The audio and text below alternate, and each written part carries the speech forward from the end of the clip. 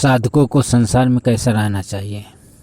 कबीर जी कहते हैं, कबीरा खड़ा बाजार में सबकी मांगे खैर, ना काहू से दोस्ती ना काहू से बैर। संसार में इसी तरीके साधकों के रहना चाहिए, क्योंकि संसार एक कुत्ते की भांति है, रिझे तो मुंह चाटे, खींचे तो पैर काटे। अगर रिझ गया ये संसार तो तुम्हारी समय शक्ति खा जाएगा, अगर खींच गया तो आदू खा के तुम्हारे पीछे पड़ जाएगा। ये ऐसा है वैसा है, आरोप प्रति आरोप लगाता रहेगा ये संसार। क्योंकि कुछ लोगों की ऐसी आदत होती है कि जब देखो दूसरों की बात करना, अपनी तो बात करते नहीं है। फलाना ऐसा है, ढिमाका ऐसा है, निंदा स्तुति में लगे रहते हैं। अरे भैया, खाते अपना हो, पीते अपना हो, रहते अपना घर में हो, चिंतन दूसरे का करते हो। ये कहाँ की बुद्धिमानी है। तुम कोई यमराज तो हो नहीं कि सबको दंड दोगे, दंड दे भी नहीं सकते, क्योंकि आप में है क्या। तो उत्तम साधक के यही लक्षण है, जिसके सानिध्य से ज्ञान बढ़े, जिसके सानिध्य से शांति बढ़े, वही उत्तम साधक है। बाकी कोई अपने आप को चतुर बने तो बनता रहने दो, अपने आप को विद्वान समझे, विद्वान समझ के दूसरों को भाषण देते रहे तो देने दो, उससे कोई लाभ नहीं होता उस भाषण से। क्योंकि खुद उस शांति के मार्ग पर अग्रसर नहीं है, खुद उस ज्ञान में अरुण नहीं हुआ है, तो दूसरों को वो भाषण ही दे सकता है, सत्ज्ञान नहीं दे सकता।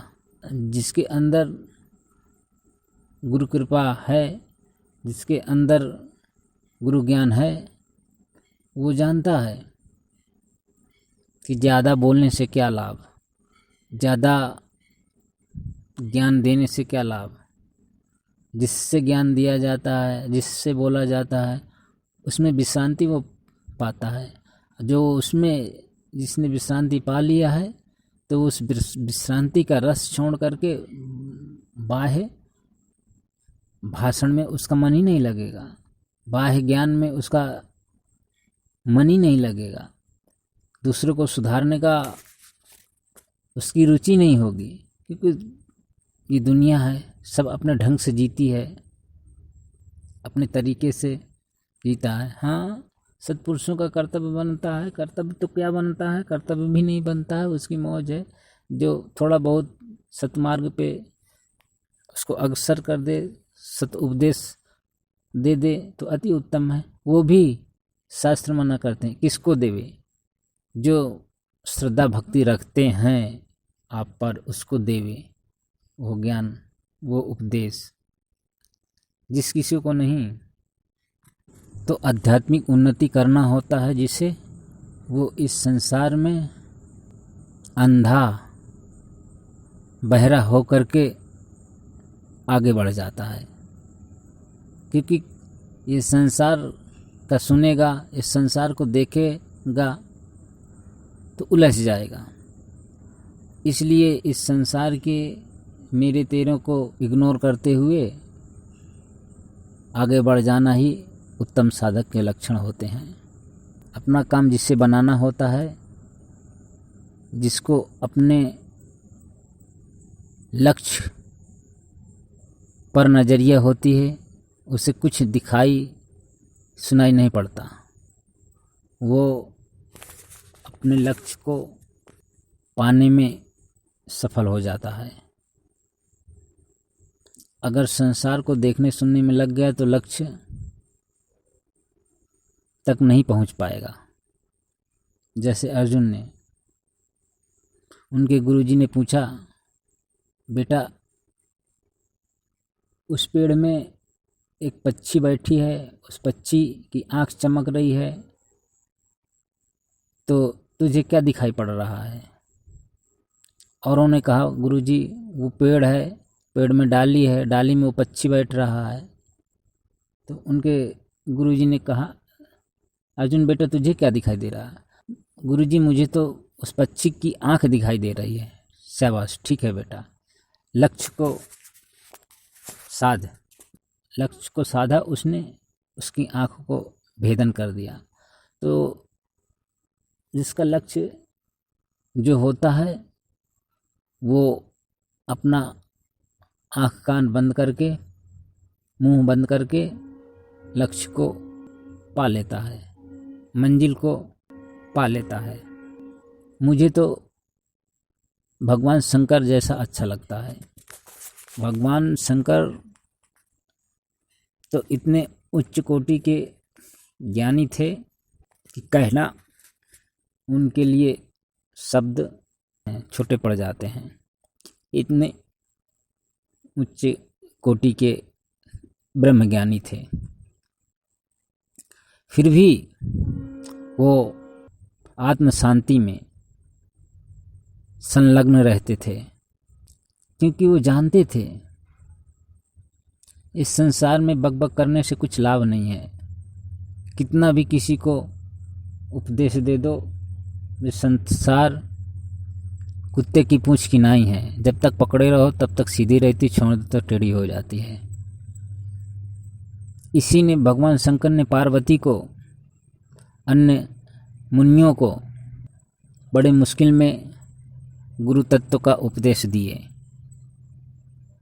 जब बार बार मुनियों और पार्वती ने प्रार्थना करने लगे, प्रभु आप हमें गुरु तत्व का उपदेश दीजिए, तब उन्होंने फिर कहा, हे पार्वती तुम मेरा ही स्वरूप हो, इसलिए मैं ये रहस्य तुमको कहता हूँ। तब भगवान शंकर ने उस आत्म तत्व का उपदेश मुनियों और पार्वती को दिया।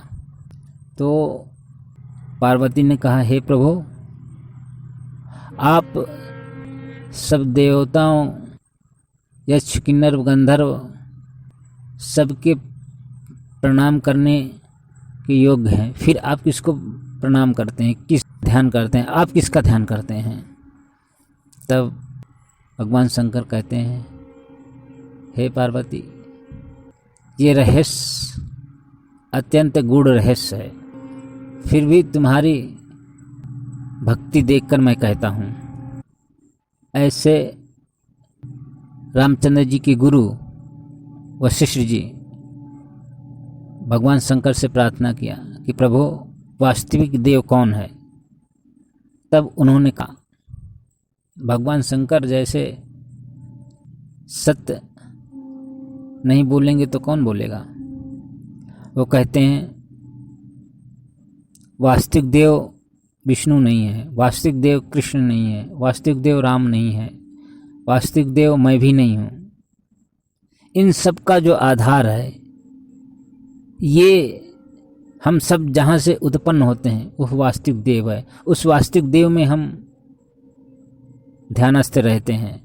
जन समुदाय को, अपने मुनियों को, अपने भक्तों को मैं यही कहता हूँ कि नास्ति ध्यानम समम तीर्थम, नास्ति ध्यानम समम यज्ञम, नास्ति ध्यानम समम दानम। तो ध्यान से बड़ा कोई यज्ञ नहीं है, ध्यान से बड़ा कोई ज्ञान नहीं है, ध्यान से बड़ा कोई दान नहीं है। तो उस ध्यान में उस तत्व का ध्यान करना चाहिए, उस तत्व में विश्रांति पाना चाहिए, वही सबका आधार है। और उसमें जो तल्लीन रहता है वो पूजनीय वंदनीय बन जाता है, वो आदरणीय बन जाता है, वो संसार का जितात्मा पुरुष बन जाता है। तो वो वास्तविक देव सबको धारण करके रखा है। पृथ्वी, जल, वायु, ग्रह, नक्षत्र, सूर्य, चंद्र, तारे उसकी सत्ता से चलायमान हो रहे हैं। उसकी सत्ता से सब ऋतुएं समय से सब प्रकाशित हो रहा है, समय के अनुसार सब चल रहा है। वही सबका अनुशासन कर रहा है। अगर वो उसके भय से सब समय से हो रहा है, ये भी कह सकते हैं। अगर वो चेतना ना दे, वो ना धारण करके रखा है, तो कुछ भी नहीं है। सब वास्तविक देव में सब हो रहा है।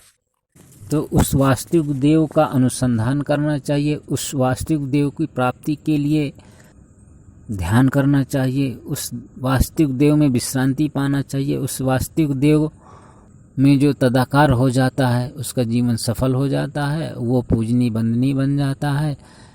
और उस वास्तविक देव को जो छोड़ करके संसार की तरफ भागता है उसको कुछ भी नहीं हासिल होता, फिर जन्मते मरता रहता है, 84 के चक्कर में भटकता रहता है। और उस वास्तविक देव में जो ठहर जाता है, उस वास्तविक देव में विश्रांति पा लेता है, उसका जीवन कृतार्थ हो जाता है।